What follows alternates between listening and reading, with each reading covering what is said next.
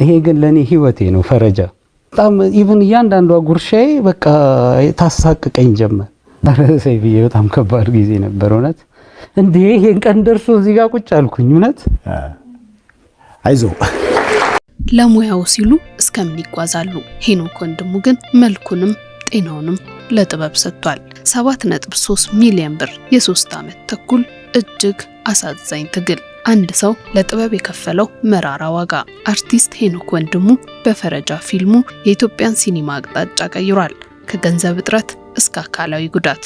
ሄኖክ ይህንን ፊልም ዳር ለማድረስ እንዴት ቻለ? እንዴት ናችሁ? ዛሬ ፈረጃ ስለሚባለው የሄኖክ ወንድሙ አዲስ ፊልምና ስለከፈለው እጅግ አስገራሚ መስዋዕትነት በዝርዝር እናስቃኛችኋለን። እናንተም ቪዲዮውን ላይክ በማድረግ ጀምሩት። እነዚህን የመሰሉ ሌሎች አስገራሚና አዝናኝ ትንታኔዎችና መረጃዎችን ለማግኘት ውስጥ አዋቂን ሰብስክራይብ በማድረግ ቤተሰብ ይሁኑ። በምስሉ ላይ የምታዩት ተዋናይ ሄኖክ ወንድሙ ነው። ይህንን የሆነው በህመም ወይም በሌላ ምክንያት አይደለም። በአዲሱ ፈረጃ ፊልም ላይ ለሚወክለው ገጸ ባህሪ ታማኝነት ለመስጠት ሲል ብቻ ራሱን ለከፍተኛ የጤና እክል በሚያጋልጥ ሁኔታ ክብደቱን ቀንሷል። ይህ ፊልም መጋረጃው እስኪከፈት 7 ዓመታትን ፈጅቷል። በገንዘብ እጥረትና በብዙ ውጣ ውረድ ውስጥ አልፎ ዛሬ ቀረጻውን አጠናቋል።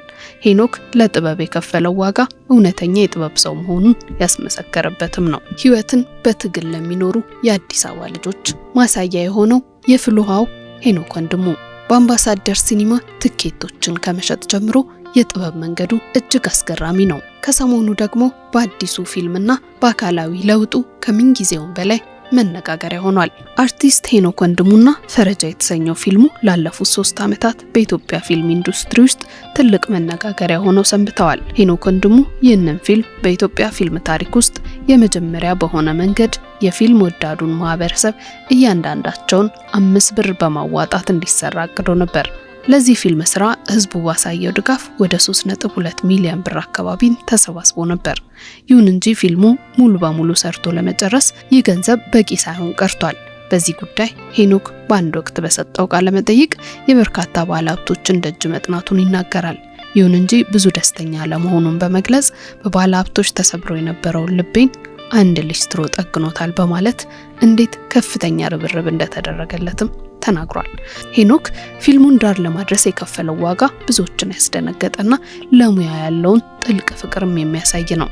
ፊልሙ በቦክስ ስፖርት ዙሪያ የሚያጠነጥን በመሆኑ ለገጸ ባህሪው ተአማኒነት ሲል ሄኖክ የሰውነት ክብደቱን እጅግ አደገኛ እስከሚባል ደረጃ ድረስ ቀንሷል። ይህ አካላዊ ለውጥ በማህበራዊ ሚዲያ ሲሰራጭ የነበረው ፎቶ ብዙዎችን አስደንግጧል። በተሰበሰበው የህዝብ መዋጮ ፊልሙን መጨረስ ባለመቻሉ ሄኖክ በግሉ ከፍተኛ የገንዘብ ችግር ውስጥ እንደገባና በራሱ አቅም ለመጨረስ ብዙ ውጣ ውረዶችን እንዳለፈ ተገልጿል።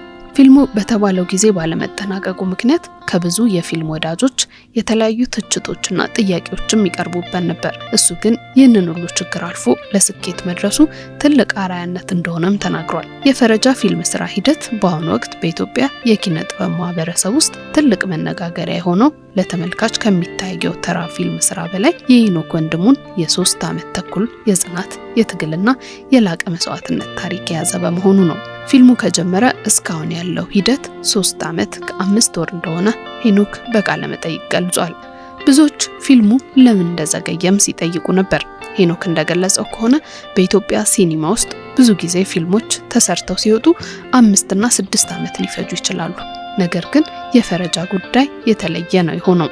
ሄኖክ የፊልሙን እያንዳንዱን ሂደት ለህዝብ ግልጽ እያደረገ በመሆኑ ተመልካቾች ሂደቱን አብሮ በመከታተል ፊልሙ ረጅም ጊዜ የወሰደበት ስሜት እንዲፈጥር አድርጓልም ብሏል። ሄኖክ ፊልሙን ለመስራት ካለፈባቸው ፈተናዎች መካከል ዋና ዋናዎቹ አንደኛ ፊልሙ በድምር 7.3 ሚሊዮን ብር እንደፈጀ ተገልጿል። ከዚህ ውስጥ 3.4 ሚሊዮን ብሩ በህዝብ መዋጮ የተገኘ ሲሆን ቀሪውን ክፍተት ለመሸፈን ሄኖክ የግል ንብረቱን መኪናውን በመሸጥና ከባለ ሀብቶች ድጋፍ በመጠየቅ ለመሙላት ተገዷል። ሄኖክ ለገጸ ባህሪው ተአማኒነት ሲል የሰውነት ክብደቱን በከፍተኛ ሁኔታ ቀንሷል። ክብደቱን ለመቀነስም ለጤንነቱ እጅግ በሚያሰጋ ሁኔታ በ30 ሰዓታት ውስጥ አንዴ ብቻ ይመገብ እንደነበረም ተነግሯል። ይህ በሰውነቱ ላይ የደረሰው ለውጥ ለረጅም ሰዓታት ሳይተኛ ለቀናት ያለ እረፍት የሰራባቸው ጊዜያት በጣም ከባድ እንደነበሩም ተናግሯል። በግልጽ እንደተናገረው የፊልም ስራ መሪ መሆን፣ የሰዎችን ስሜትና ፍላጎት ማስተዳደርን ይጠይቃል። እሱ ቀረጻ ላይ በነበረበት ወቅት አብረውት የሚሰሩ ባለሙያዎች በሚፈልጉት ደረጃ ለማግኘት እንዴት ይጨቃጨቅ እንደነበረና ከባድ የኢነርጂ መስተጋብር እንደነበረም ገልጿል። ሄኖክ ይህንን ጉዞ እንደ ትክክለኛ ትምህርት ቤት ነው የሚመለከተው። እሱ የከፈለው መስዋዕትነት ሌሎች አርቲስቶች ከሚፈሩት ሪስክ እንዲወጡና በድፍረት የራሳቸውን ሀሳብ እንዲቀርጹ መንገድ እንደከፈተ ይናገራል። ይህ ፊልም ስኬታማ ሊሆን የቻለው ህዝቡን በማሳተፉ ነው። አሁን ባለው ቅድ ከዚህ ፊልም በሚገኘው ገቢ የህዝብ 2 እና ህዝብ ፕሮዲውስ ያደረገው የፊልም ስራ በኢትዮጵያ እንዲቀጥል ሄኖክ ተስፋ ያደርጋል። ብዙ ዳይሬክተሮች፣ ጸሐፊዎች፣ ተዋናዮች በአእምሯቸው የከረሙ ትላልቅ ሀሳብ እንዳላቸው ያውቃል። አሁን ሄኖክ ያሳለፈውን ፈታኝ መንገድ በማጠናቀቁ ወደፊት ሌሎች ተመሳሳይ ጥያቄ ይዘው ሲመጡ ህዝብ በድፍረት እንዲያግዛቸውና የፊልም ስራው በጋራ እንዲቀጥል ይጸልያል። ብዙ የፊልም ባለሙያዎች ገንዘብ በማጣታቸው ምክንያት ስራቸውን ለመኖር ብቻ ሲሉ ከሚፈልጉት የጥራት ደረጃ ዝቅ አድርገው ይሰሩ ነበር። ሄኖክ ይህንን ዑደት ለመስበርና ባለሙያዎች በኩራት ስራቸውን የሚያሳዩበት መድረክም ለመፍጠር ይፈልጋል። በአጠቃላይ የፈረጃ ፊልም ቆይታ ከሙያዊ ስራ በላይ የአንድን አርቲስት የጽናት ደረጃ የሚያሳይ የህይወት ታሪክ ተደርጎ ይወሰዳል።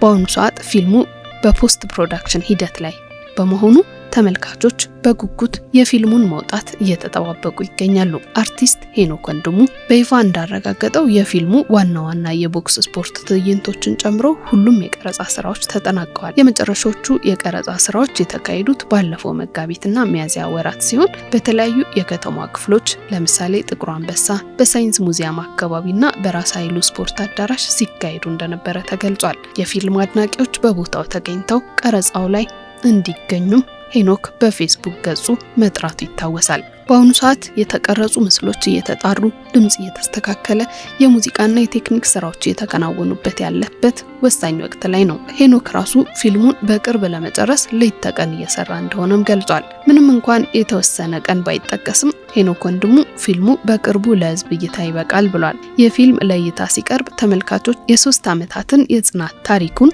በአይኑ እንዲያይና የፊልሙን ጥራት እንዲገመግም እድል ይኖረዋል።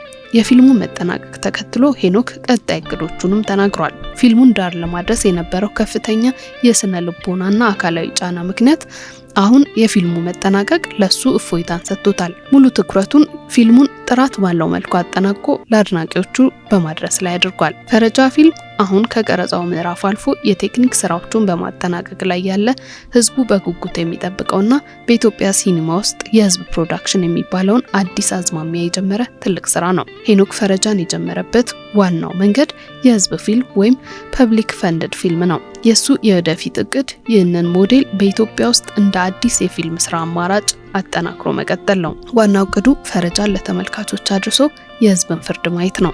ፊልሙ ስኬታማ ከሆነና ህዝቡ ከረካ የፊልም ስራው ለሄኖክ የህይወት ዓላማው ዋና አካል ይሆናል።